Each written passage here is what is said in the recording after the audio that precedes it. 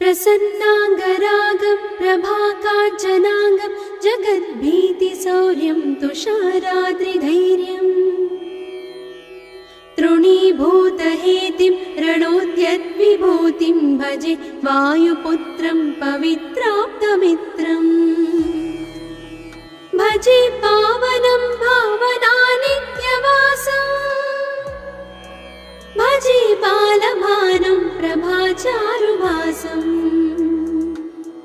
भजे चन्द्रिकाकुन्दमन्दारहासं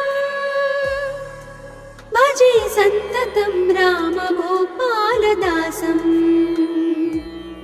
भजे लक्ष्मणप्राणरक्षातिदक्षं भजे तोषितानेकगीर्वाणपक्षम्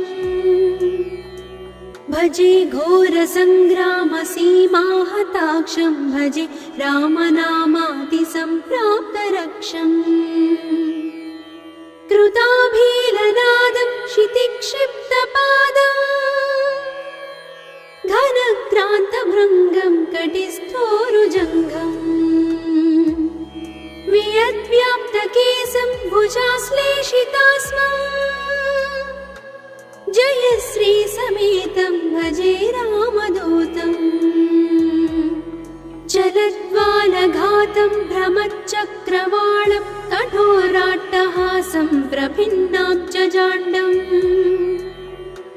महासिंहनादाद्विशीर्णत्रिलोकं भजे आञ्जनेयं प्रभुं वज्रकायम् रणे भीषणे मेघनादे सनादे सरोषे समारोपिते मित्रमुख्ये खगानां घनानां सुराणां च मार्गे नतं तं वहं तं हनुमन्तमीडे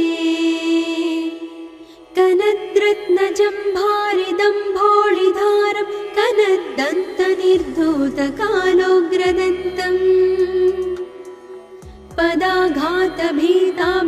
पदाघातभीताब्धिभूताधिवासं रणक्षोणिदक्षं भजे पिङ्गळाक्षम् महाग्राहपीडा महोत्पातपीडा महारोगपीडा महातीव्रपीडा हरत्यासुते पादपद्मानुरक्तो नमस्ते कपिश्रेष्ठ रामप्रियो यः सुधा सिन्धुमुल्लङ्घ्य नाथोग्रदीप्तः सुधा चौषधीस्ता प्रगुप्तप्रभावः षडद्रोणशैलस्य सारेण सेतुं विना भूस्वयं कः समर्थः कपीन्द्रः निरातङ्कमाविश्य लङ्कां विसङ्गो भवानेव सीतातिशोकापहारी समुद्रान्तरङ्गादिरौद्रं विनिद्रम् विलङ्घ्योरुजङ्घस्तुता मर्त्यसङ्घः रमानाथ रामः क्षमानाथ रामः अशोकेन शोकं विहाय प्रहर्षम् वनान्तर्घनं जीवनं दानवानं विपाट्य प्रहर्षात् हनूमान् त्वमेव जराभारतो भूरिपीडां शरीरे निराधारणारूढगाढप्रतापे भवत्पादभक्तिं भवद्भक्तिरक्तिं कुरु श्रीहनुमत्प्रभो मे दयाळो महायोगिनो ब्रह्मरुद्रादयो वा न जानन्ति तत्त्वं निजं राघवस्य कथं ज्ञायते मातृसे नित्यमेव प्रसीद प्रभो वानरेन्द्रो नमस्ते नमस्ते महासत्त्ववाहाय तुभ्यम्